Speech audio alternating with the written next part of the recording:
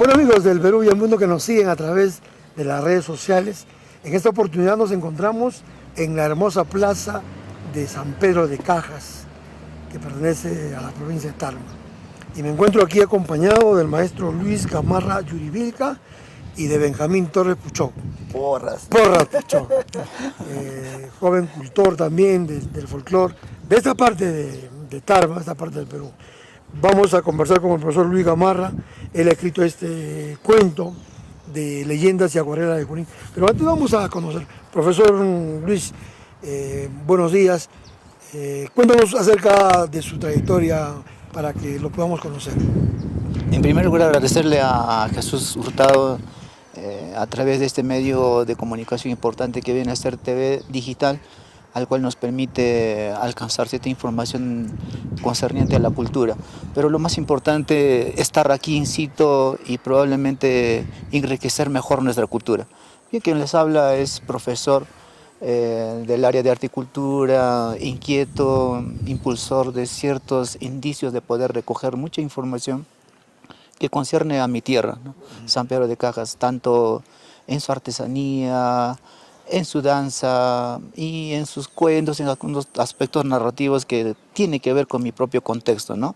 Vengo trabajando hace muchísimos años y bueno, queriendo impulsar y queriendo dejar como precedente dentro de nuestro entorno social algo que pueda recoger como un antecedente en nuestras generaciones que vienen adelante, ¿no?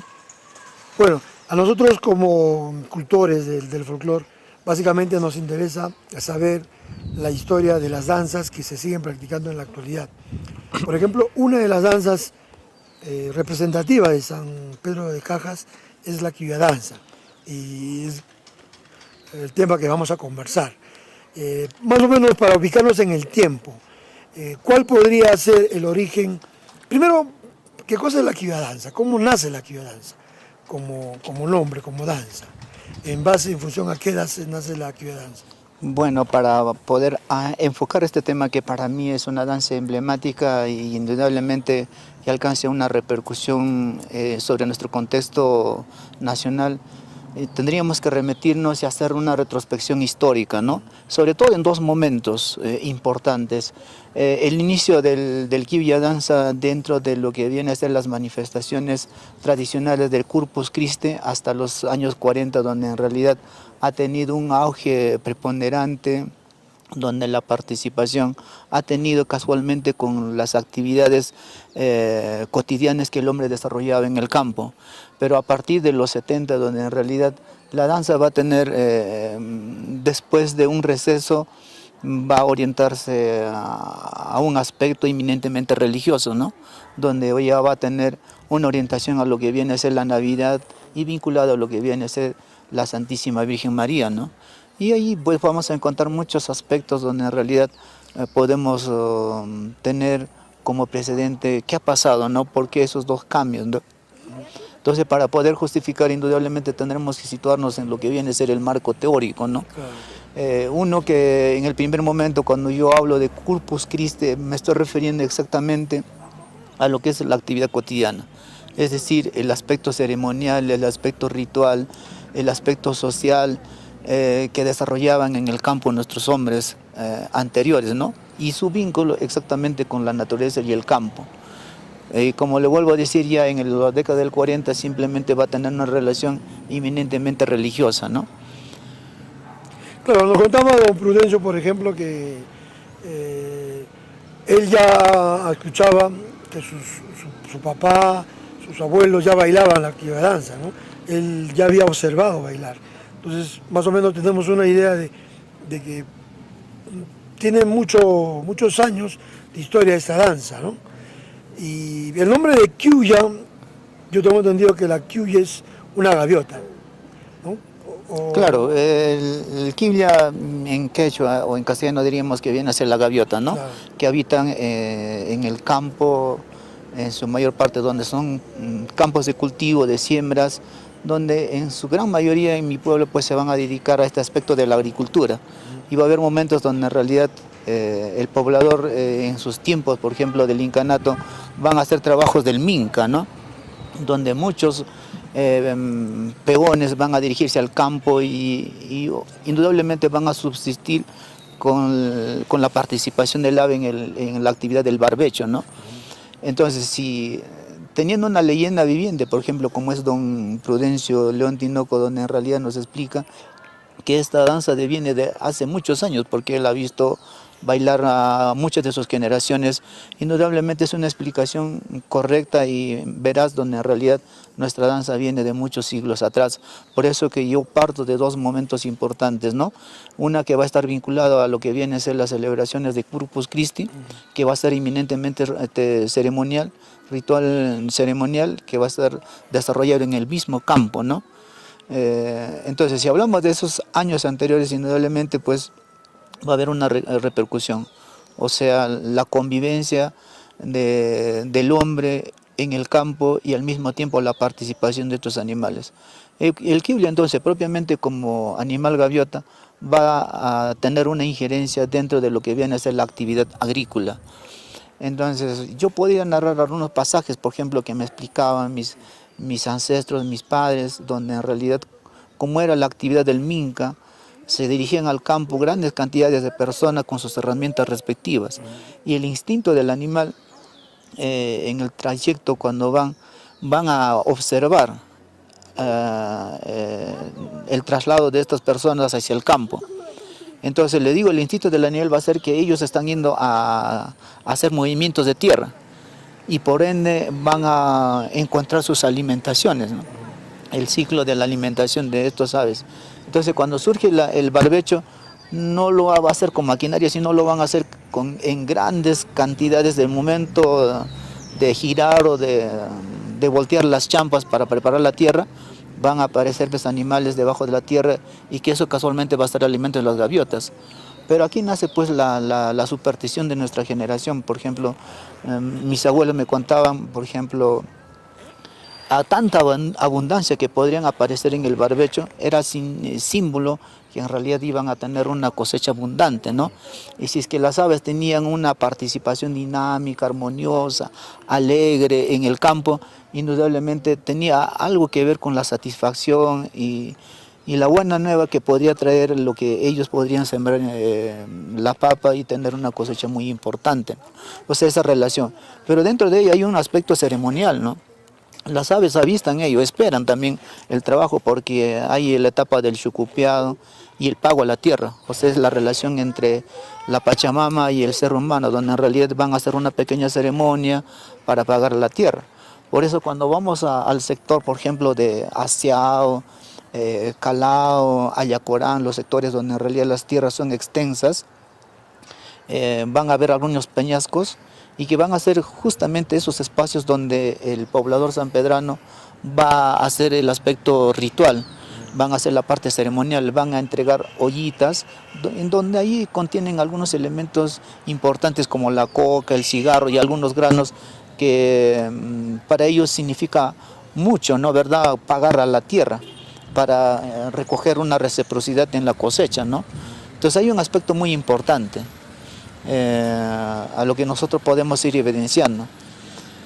Dentro de ese barbecho, pues la participación de las aves es muy notoria, ¿no? En la actualidad, cuando nosotros vemos en el campo, cuando siembran las macas, por ejemplo, aparecen de la misma manera, ¿no? Grandes cantidades, pero esto se habrá suscitado hace muchos años, hace siglos atrás, donde las aves han sido siempre parte del proceso de la actividad del hombre mismo, ¿no?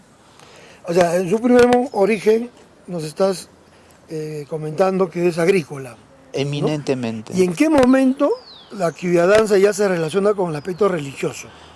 Hay un receso, ¿no? Por ejemplo, yo conversando con Agustín Yurivilca Ventura, uno de los últimos descendientes de lo que viene a ser la danza del quiblia danza en Corpus Christi, él me manifiesta que prácticamente por motivos de trabajo, porque quienes participaban en esta danza eran personas que trabajaban fuera, ¿no? En los asientos mineros, entonces quizás no tenían mucha participación de venir nuevamente a representar, ¿no?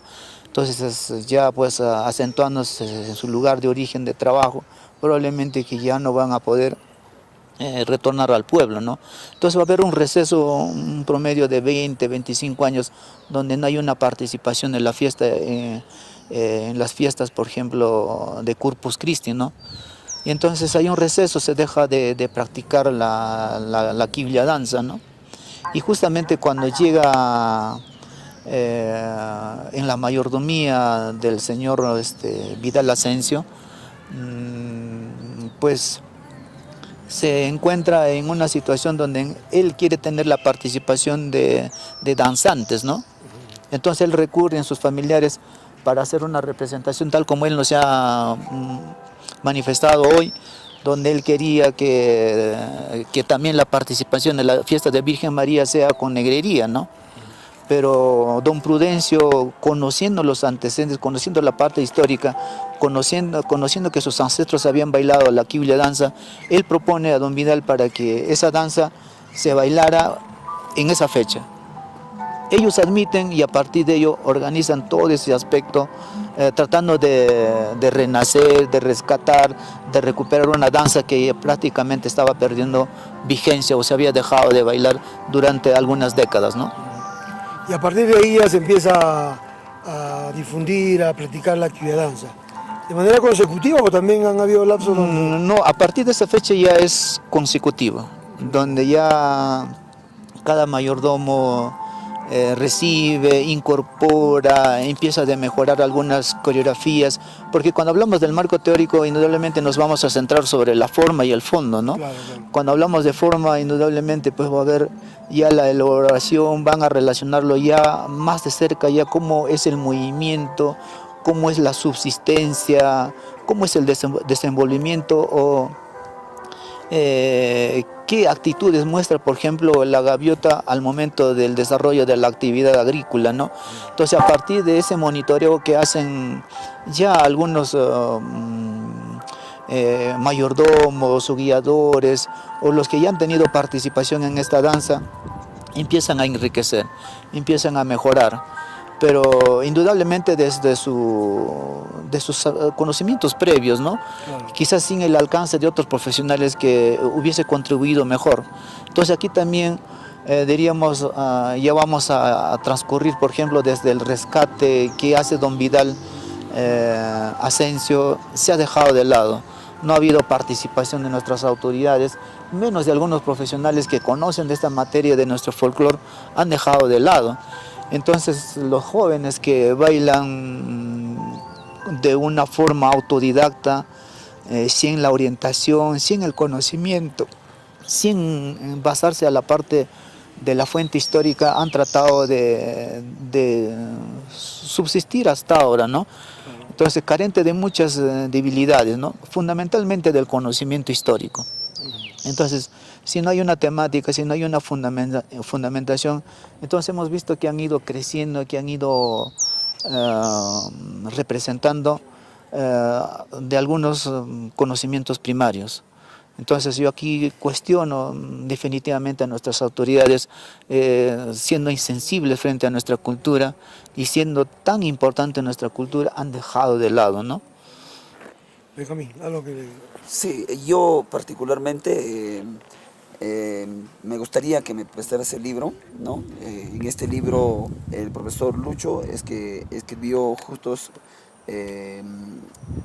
un cuento que como título lleva Don Vidal y las quibias, ¿no? Las quibias, claro. ¿No? Entonces, en ese cuento habla, ¿no? Parte del relato relacionándolo un poco desde la mayordomía de don Vidal Asensio, ¿no?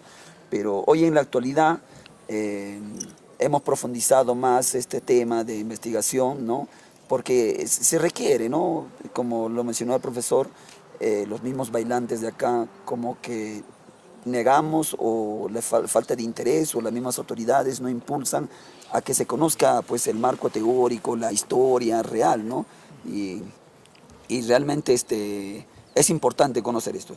Yo personalmente, profe, me gustaría que tomáramos un poquito más el aporte de don Vidal, porque sí aportó significativamente. Uno de ellos fue que don Vidal hizo esta fiesta con un fin de poder integrar a toda la comunidad. Me gustaría que dé su apreciación tomando el punto de partida de don Vidal. ¿Qué le motivó a don Vidal a representar, así sea con ayuda vamos, de don señor don Prudencio, de llevar la quibiodanza? ¿Qué le motivó? ¿No? Esa es mi primera pregunta. En primer momento, cuando me hace la pregunta, por ejemplo, sobre la creación de un cuento Vidal Ascencio y los kiwiyas, en realidad Vidal Ascencio es contemporáneo con mi papá. Han pernoctado permanentemente por el barrio, porque vivimos muy cerca, ¿no? Y probablemente toda en esa rutina agrícola yo he sido un ente inmediato para estar presente en todas esas conversaciones, en todos esos retos que él se trazaba. Me gustaba la narración de los cuentos, de las leyendas, de los mitos, me gustaba escuchar, estar pendiente, y quizás quiero aprovechar aquí, por ejemplo, en esos momentos cuando ellos se trasladaban hacia las chacras, por ejemplo, me gustaba que ellos me contaran algo, ¿no? Que sean partícipes de esa narración, porque afloraba, porque ya entendía, tenía un panorama de lo que en realidad ellos contaban, tenía que ver mucho con nuestra convivencia, con nuestra realidad. En ese trajín, don Vidal alcanza un propósito a mi papá, le dice, yo voy a pasar una fiesta, ¿no? Estoy comprometido con una fiesta. He tenido algunos inconvenientes con mi esposa. Pero en ese momento no pensaba escribir, ¿no? Indudablemente no pensaba. Pero tenía como en un borrador mental que quería escribir un cuento, ¿no? En el 2000 participé en un concurso con el relato de Vidal Ascencio y los kiwiyas, ¿no? Bueno, también alcanzando un propósito importante, pero la intención, como todo escritor, es alcanzar, ser ganador, ¿verdad? Entonces quizás no alcancé y un poco resentido, dije yo no lo voy a dar lugar a ellos, sino más bien voy a escribir en un libro donde voy a patentizar de todo lo que he ido recogiendo, esa información valiosa, tanto de mis padres y tanto de don Vidal. Entonces, sabiendo que él tenía como propuesta hacer una fiesta que amalgame la necesidad de ese pueblo, porque había una necesidad urgente, porque había visto el sectarismo de las fiestas que se habían ido desarrollando en el entorno de mi pueblo. Por ejemplo, por un lado, el Niño Jesús muy elitizado, muy sectorizado, donde simplemente tenían la participación de la gente de poder económico solvente, ¿no? Y también donde se involucraban personas profesionales que tenían un élite un poco arriba. Entonces, si hablamos de ello, desde la indumentaria hasta la coreografía, hasta la inversión de esos músicos, por ejemplo, para contratar era carísimo, ¿no? Entonces, la fiesta se había convertido en un sector, se había marginado al pueblo. Ahora, se ha marginado porque yo escuchaba que don Vidal se expresaba muy claramente frente a mi padre, ¿no? Y mi padre también lo decía, porque mi padre es familia también de las personas pudientes, ¿no? Y mi padre también le aseveraba que sí es cierto, ¿no?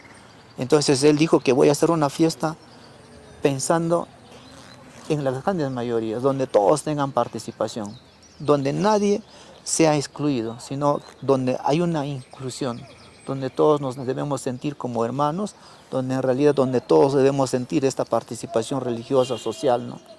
Y es así que él se compromete. Y él tenía una visión, por ejemplo, voy a hacer una generación que crezca con una mentalidad y va a hacer esta fiesta para niños, exclusivamente para niños. Y voy a dejar de lado a los mayores, porque sabíamos, y él sabía muy bien también, que la danza de la Quiblia danza ya existía hace siglos atrás, pero que en esta participación eran personas mayores, personas de 50, de 60, de 70 años, donde bailaban esta danza. Pero con la idea, con la participación de don Vidal, pues se trata de rescatar, se trata de revivir esta danza y probablemente a ello lo debemos. Don Vidal es un artífice, es un impulsor, es una de las personas que ha tratado de unificar criterios, sobre todo en cuestión del aspecto social y religioso, ¿no? Donde no podría existir ningún tipo de discriminación. Yo creo que ese ejemplo de aspectos, de valores dentro de nuestras costumbres, yo creo que todas las tribulaciones para este señor, que casualmente me llevó a escribir este cuento, Y casualmente que este cuento también ha tenido un reconocimiento, ¿no? El 2015, a través del gobierno regional, se me reconoce como escritor de lo que viene a ser una escuela moderna, ¿no? Entonces, yo creo que tiene grandes satisfacciones y probablemente retornar aquí a este espacio me permite, ¿no? Me permite resaltar lo que es Don Vidal. Para mí es el artífice, es el impulsor, pero detrás de ello también hay grandes personalidades que han intervenido directo o indirectamente para poder hacer que esta danza se convierta no solamente trascendente, sino emblemática, porque es una danza que no representa solamente a San Pedro de Cajas. Ya podemos decir que esta danza definitivamente representa a Tarma, representa a Junín, por tanto representa ya a Perú. Entonces, pero ¿qué estamos haciendo frente a ello, no? Entonces hay muchas preguntas que en realidad divagan. Entonces hay una tarea no solamente de los que tenemos un interés cultural, sino también tenemos que nuestras autoridades se sensibilicen y tengan ya una participación inmediata, porque estamos dejando de pasar. Yo estoy imbuido de esto desde el 2008, 2000, desde que hago uso de la razón de resaltar esta danza. Y quizás con mayor fuerza a partir de 2004, donde en realidad ya he tenido el interés de poder patentar, de poder encontrar la declaratoria. Pero para ello tenemos que sumar esfuerzos. Aquí se requiere la participación no solamente de una institución, sino de muchas instituciones, sino también de profesionales, de antropólogos, hasta incluso de etnólogos, donde en realidad yo creo que esto va a enriquecer y fortalecer y hacer un trabajo de un criterio importante, ¿no? Y validero. Estamos en ese camino y casualmente me ha llamado para estar aquí, para poder recoger el interés, para poder seguir sensibilizando y quizás nuestras autoridades a partir de ello nos escuchen también, ¿no? Claro. Eso era que quería que todo el mundo realmente lo conozca, porque sí ha habido un aporte muy significativo de Vidal desde de integrar a toda la comunidad, ¿no? Porque la fiesta de la Santísima Virgen María para mí es la fiesta más grande que tiene San Pedro de Cajas a comparación del Niño y San José, ¿no? Tiene más acogida y participa pues casi toda la comunidad, ¿no? Y qué bonito lo que trató de transmitirnos Don Vidal, ¿no? De inculcar los valores, empezando de los niños, ¿no? Claro. Porque es pues lo que va a continuar las próximas generaciones, ¿no? Claro. Porque si trabajamos solamente con gente mayor, no es lo mismo, ¿no? Necesitamos Ajá. continuar, ¿no? Por ahí damos un aporte más. Claro. Bueno, ya tratando en sí ya la danza, la actividad de danza, cuando se presenta por primera vez a cargo del señor Vidal, ¿cómo se hace la representación artísticamente de la actividad de danza? Bueno, va a haber unas primeras improvisaciones, ¿no? Pero de todas maneras sin dejar de lado a los movimientos del ave, de la gaviota, ¿no? Pero en este primer momento no va a haber un trabajo muy elaborado, no hay una estructura que va a ser determinante, ¿no? Sino que se va a ir construyendo en el proceso. O sea, va a haber una forma de aporte de muchas personas que van a ir reconociendo cómo se comporta en el ave en el campo. Entonces, de todas maneras, hay una parte coreográfica importante que se trata de plasmar en el primer momento, ¿no? Donde también va a haber una motivación, porque la gente despierta cierto interés, porque, como le vuelvo a decir, había un cierto sector marginado, es decir, un pueblo abandonado a su suerte que querían ser parte de esa fe religiosa. Entonces, esa gente que en realidad quería ser partícipe, lo sienten como una necesidad y muy motivados van a participar. Jóvenes, niños, a encontrarse con su realidad, a encontrarse con su fe. Y en realidad esa fiesta que por primera vez cuando nace era una fiesta muy bulliciosa, muy concurrida, donde el pueblo sale a los espacios para poder aplaudir muy de cerca a Don Vidal por esa iniciativa, por ese gesto, ¿no? Entonces, como vuelvo a decir, nuestro reconocimiento siempre ha estado orientado a Don Vidal. Y también a todos los integrantes quienes han tenido que ver en esta participación. Y muchos de ellos, por ejemplo, casi son mis contemporáneos, ¿no? O son mis mayores en alguna medida, de 10 o 15 años, pero a la gran mayoría que eran tan pequeños, casi han sido partícipes directamente, juntamente conmigo, ¿no? He visto cómo se renació, cómo era la concurrencia. En realidad era una algarabía tan importante en el pueblo cuando se da por primera vez, ¿no? Profesor Lucho, no es la primera vez que lo estamos entrevistando. En una de las entrevistas que hemos tenido, usted mencionó que hay dos momentos, ¿no? Uno de ellos es que después de Don Vidal y un antes, ¿no? Que justo conversamos con Don Prudencio, que incluso él hace mención de 1911. Hemos tenido también la oportunidad de encontrar la corona de la Virgen María, que está en 1862, ¿no? Una reliquia que podríamos afirmar que de ahí parte también, con los relatos que da Don Prudencio, el origen de la quibia danza.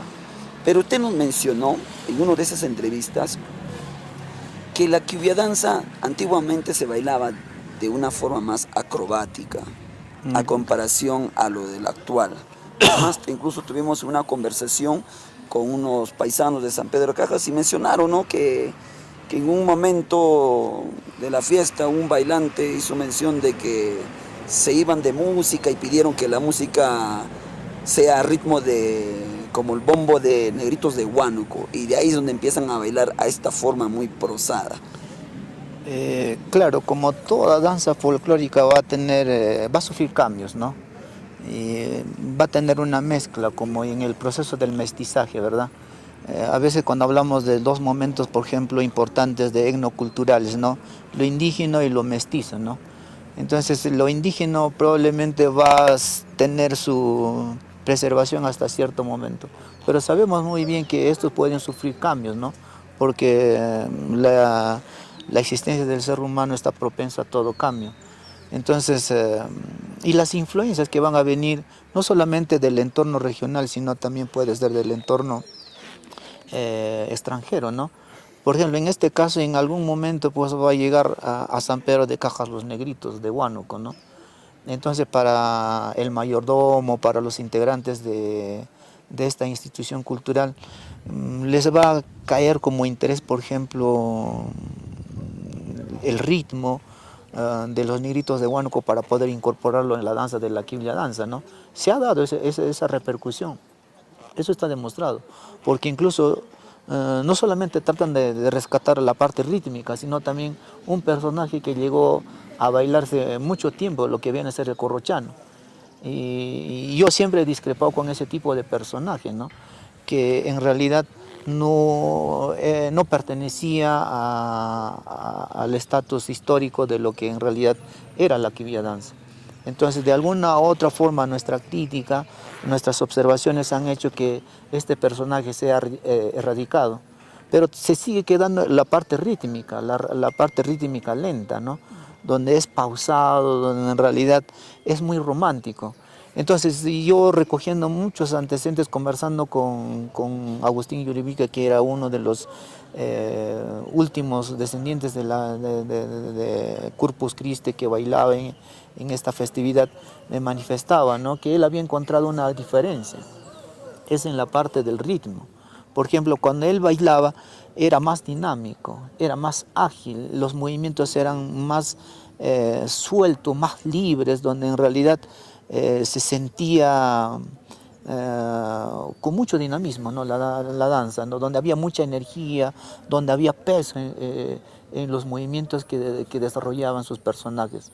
Lo que no distingue, por ejemplo, me decía, han pasado años y he visto que la danza, en lugar de adquirir mayor agilidad o mayor dinamismo, mayor alegría dentro de la danza, ha encontrado más bien una situación triste, ¿no?, donde en realidad van acompasando a un ritmo que no lo era usual cuando ellos bailaban.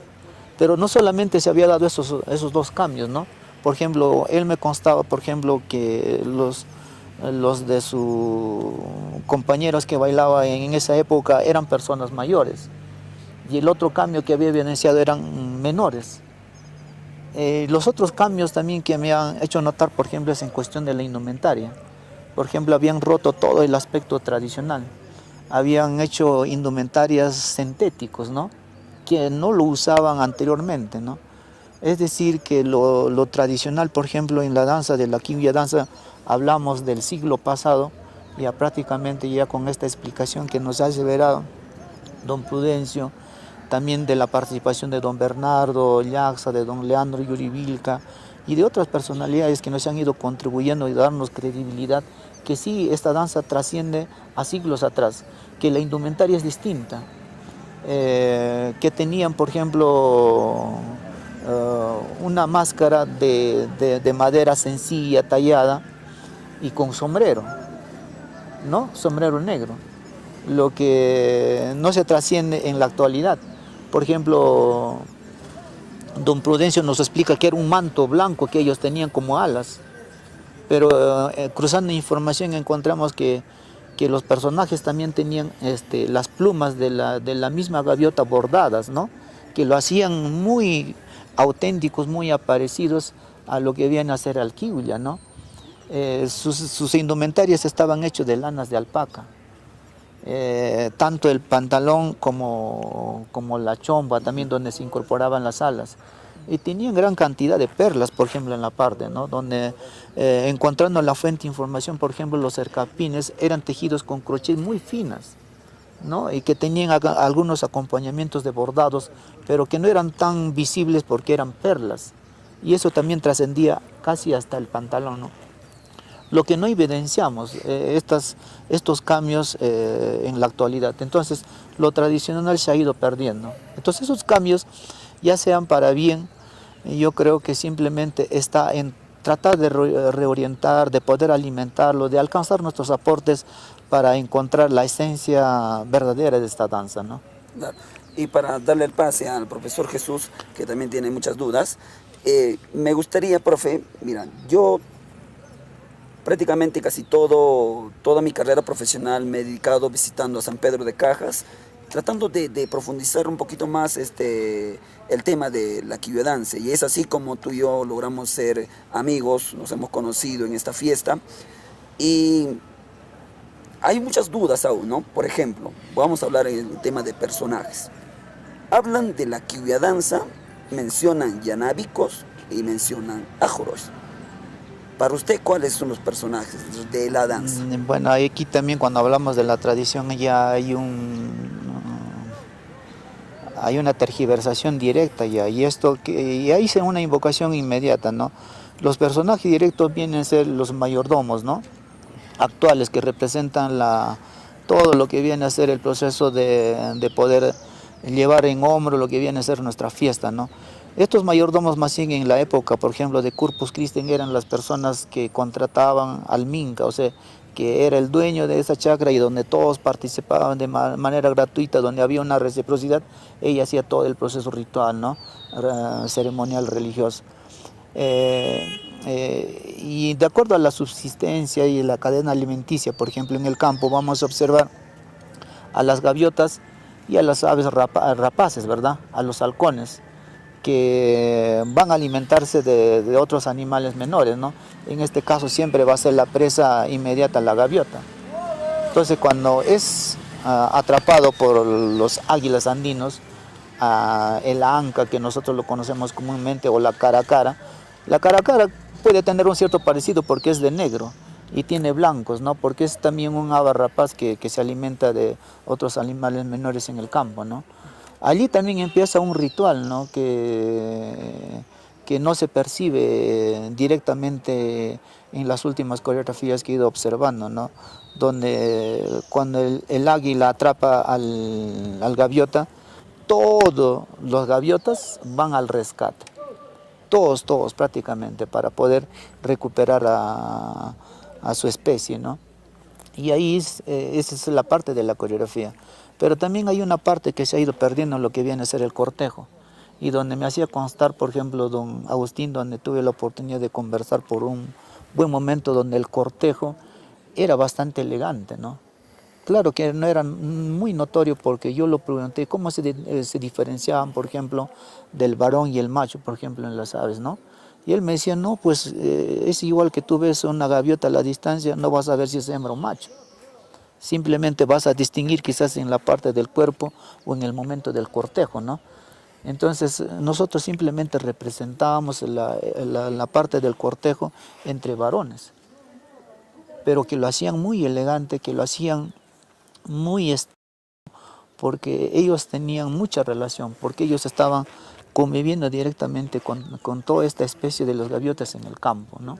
Sabían su comportamiento, porque al momento que ibas girando la champa, las gaviotas estaban viniendo cerca, muy cerca a ti, a recoger los animales que viven debajo de la tierra.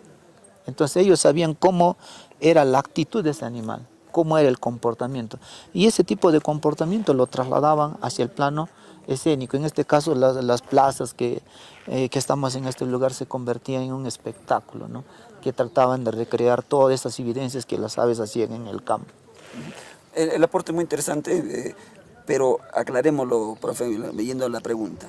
No es entonces Ajro ni Yanábico. No es. Es halcón. Totalmente descartado. Aquí hay un acto de, ¿no? de tergiversación, como lo vuelvo a decir. Son halcones. Son halcones. Son aves rapaces, el caracar, el halcón, el anca, que viven en el campo, que son aves. Así como hay otras aves, por ejemplo, el águila menor lo conocemos aquí como quilicshui, ¿no? También probablemente por Tarma, por el valle, por ejemplo, existe eso. Agarran a la paloma, se lo llevan. No sé si han visto ese comportamiento. Viene a una velocidad, se lo recoge del suelo, se lo lleva al aire, ¿no? Y eso siendo que el quilicshui es un animal más pequeño que la paloma, pero se lo lleva. Pero en este caso igual se lo llevan a la gaviota, pero la gaviota reacciona en toda su especie para recuperarlo. Claro, pero coreográficamente se ve acá en la fiesta que como que no coincide con el relato que nos das, ¿no? Y tampoco coincide con la práctica que tiene el animal en el campo, ¿no? Por ejemplo, ¿no? Usted menciona que cuando viene el anca, va a buscar pues al animal más indefenso, que claro, se refiere al desprevenido, ¿no? Al desprevenido, a los viejitos, los cogos, ¿no?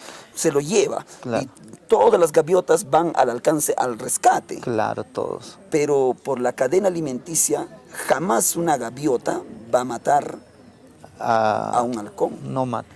Entonces aquí, por eso yo hacía mención que aquí falta la intervención de otros profesionales. Yo siempre he indicado que la participación directa es que debe venir un especialista, es decir, un coreógrafo, y un coreógrafo que venga de escuela, teniendo una información, por ejemplo, de la fundamentación y la parte histórica de la danza, de la quibulla danza, ellos pueden establecer algunas notaciones coreográficas que les va a permitir exactamente interpretar la parte histórica, pero ya en escena. Entonces, yo entiendo y exijo y estoy comprendiendo que en realidad requiere no solamente de un coreografista, sino también de un antropólogo que nos ayude a recrear con mucha precisión, porque ya basta de estar generándonos algunos distanciamientos. Por ejemplo, vemos a gran cantidad de exponentes que pertenecen a una institución cultural de la Virgen, que no conozcan su fundamentación, que no conozcan su historia, que no conozcan su pasado, simplemente se han dedicado a bailar. Entonces, teniendo ese valor tan importante que ya es la parte de la forma, donde está la coreografía, donde está la parte corporal, yo creo que han avanzado, bien o mal han avanzado, o probablemente han ido recogiendo ya algunos antecedentes del trabajo que has ido desarrollando. Dicho sea de paso, yo quiero felicitarte, Benjamín, por el trabajo de extensión, por el trabajo de investigación, por el trabajo de compromiso que vienes desarrollando, porque no he visto una persona comprometida de mi entorno que haya impulsado, que se haya preocupado por poder rescatar o poder resaltar este tipo de danza. No he visto. Entonces, por eso mis felicitaciones y a todos los que integran tu institución cultural también, ¿no? Porque he visto el trabajo que ha trascendido, ¿no? Incluso con algunas observaciones que le he hecho en algún momento, pero hasta ha tenido ese efecto rebote, como me decís en algún momento. Yo recientemente he visto una danza, por ejemplo, que participaban ya como institución, donde las narices eran anaranjadas, ¿no? Entonces yo en el primer momento hacía esa observación. Hay diferencias, por ejemplo, las gaviotas de la costa van a tener ciertas características como son las narices anaranjadas, ¿no? Y aquí las gaviotas andinas son los picos son negros, ¿no? Entonces, ese pequeño detalle a veces entienden que se está tergiversando, pero esa es la función también de la evolución misma, de los cambios que muchos profesionales ya cuando hacen la proyección, por ejemplo, de las danzas folclóricas de proyección, en este caso cuando llevas a escenario, cuando tratas de llegar ya a un espacio donde hay una participación de competitividad, indudablemente tienes que utilizar muchos elementos, ¿no? Entonces yo creo que tampoco diríamos que son cuestionables, sino son partes del proceso de los cambios que se van dando. Pero en algunos casos siempre hay que respetar el contexto, ¿no?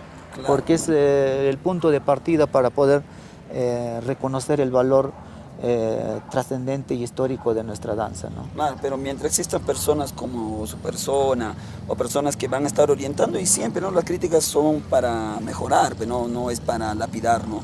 Así que bienvenido, ¿no? Y, ¿no? Con los aportes, con usted, con la asesoría de su persona, la institución también ha podido trascender por medio de este baile, ¿no? Claro, para recalcar ahí nomás, por ejemplo, la institución cultural César Vallejo, en realidad, mi respeto, porque en realidad han recogido una danza que para nosotros constituye un símbolo, un ícono en nuestra tierra, ¿no? Nuestro respeto por nuestra danza. Pero de todas maneras valió y vale, y en realidad ha hecho que las otras instituciones también empiecen a despertar, ¿no? Entonces va a quedar aquí, ¿qué hacemos ahora, no? ¿Qué hemos hecho hasta ahora, no? Va a surgir muchas preguntas que en realidad esto va a repercutir en el mismo hecho de mejorar.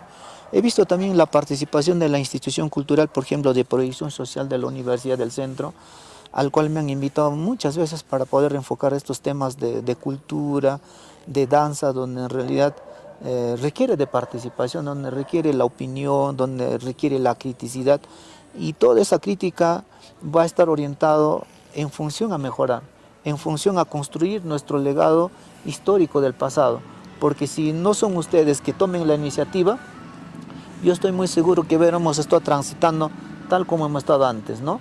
Y quizás no hubiera buscado, no hubiera habido material para poder conllevar a algunos criterios que nos exigen, por ejemplo, para poder patentizar esta danza.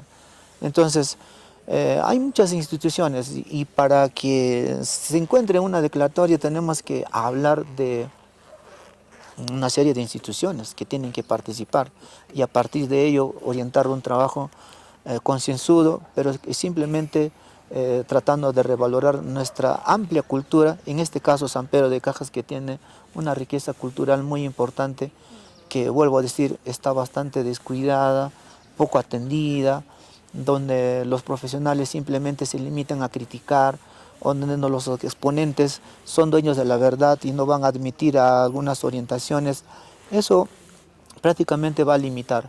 Si no queremos que se resuelva, que el aporte de uno o de otras personas, sean bien o mal, hay que ir tabulando en función a mejorar y corregir esta verdadera historia que en realidad me motiva, me inquieta. Estoy con todo el interés para poder alcanzar y aportar, ¿no? Hacia los intereses de esta cultura. Muy bien, profesor, ha hecho una magnífica exposición. Creo que ya vamos entendiendo un poco la historia, el contenido, el mensaje de la actividad danza, y como usted dice, instituciones como la que dirige Benjamín le han dado el sitial que se merece la danza, ¿no? Y siempre pues vamos a ir mejorando el trabajo de proyección en otros lares, ¿no? Y qué bueno que también aquí en la población, en el mismo San Pedro de Cajas, los jóvenes hayan despertado y le estén dando ese impulso para que la danza encuentre o llegue a obtener lo que muchos buscan, ¿no? Que es ser reconocido como patrimonio cultural, no solamente en San Pedro de Cajas, sino a nivel departamental y, por qué no, a nivel nacional. Y la pregunta que le quiero hacer ya para poder terminar, ¿qué futuro le vemos a esta danza, Quilladanza? ¿Cómo vamos a visorar de aquí a unos años, con la actitud que estamos tomando, Benjamín, usted, de repente yo como foráneo, pero que me intereso también por aprender, y sobre todo los residentes, no los jóvenes. ¿Qué va a pasar con la danza? Interesante la pregunta, Jesús. Tú que estás comprometido con la cultura. Usted que estás muy de cerca y estás relacionado con la cultura, así como Benjamín que lo siente, lo vive. Yo que soy también aquí parte de este interés cultural. ¿Quién no quisiera ver a una danza declarada como patrimonio cultural de la nación y quizás trascender a más allá? Ver que toda esta historia sea interpretada, dibujada, estructurada, planigrafada dentro del espacio escénico, pero respetando todo ese antecedente, ese fundamento, ¿no? Y siendo prácticamente con todo, o sea, con todo lo que en realidad nos permite los criterios, los elementos que intervengan dentro de estas danzas, ¿no? Alcanzar su sitial que le corresponde, ¿no? Muy bien, entonces esa es nuestra misión. Benjamín tiene una misión porque como tarmeño, como nacido en estas tierras y como folclorista, ¿no? Como cultor, llevar al sitial más alto, ¿no? Le agradezco, profesor, y interesante libro para todos aquellos que deseen conocer un poco más la historia. El libro se llama Cuentos, Leyendas. ¿Dónde lo pueden adquirir, profesor? Este libro está a la venta. Bueno, el libro se vende en Ibero, Ibero. en librerías Ibero, también está en Crisol, en las grandes tiendas, en las cadenas de tiendas, ¿no? Porque ha tenido una edición muy especial, exclusiva. Se venden en esas cadenas de librerías, ¿no? Crisol e Ibero a nivel nacional. Bueno, haciendo un cliché de paso, aunque el interés común es nuestra cultura, Claro, claro. pero claro, se plasma también todo el Quilla Danza, está la parte histórica. Hablamos como protagonista a don Vidal Asensio, a toda su familia, a todos los exponentes de la danza, quienes participan directamente. Hemos recogido la inquietud de todos ellos, ¿no? Y seguimos recogiendo y seguimos cruzando información, y seguiremos andando y seguiremos caminando por el bienestar de nuestra cultura. Queremos fortalecer, queremos que esta danza alcance los espacios más importantes y sea valorado no solamente por nosotros, sino por todos los que en realidad aman la cultura, ¿no? Así es, y esto va a ser posible porque se está trabajando bajo un marco teórico y eso es lo más importante, ¿no? Tener una información. Amigos, hemos conversado con el profesor Luis Gamarra Yuribilca, acompañado también de Benjamín, en esta hermosa tierra, con un sol radiante, con un clima interesante. Yo me imagino cuando hay fiestas aquí en la población, de ese fervor religioso, cultural, nosotros tenemos la misión de llevarles a ustedes a través de las imágenes testimonios como la que nos ha brindado el profesor Luis, y espero que nos sirva para seguir engrandeciendo la cultura de nuestro pueblo. Hoy hemos estado en San Pedro de Cajas. Seguiremos recorriendo el Perú con la cámara de Chacaruna. Muchas gracias, profesor. Muchas gracias a usted. Saludos, cuídense.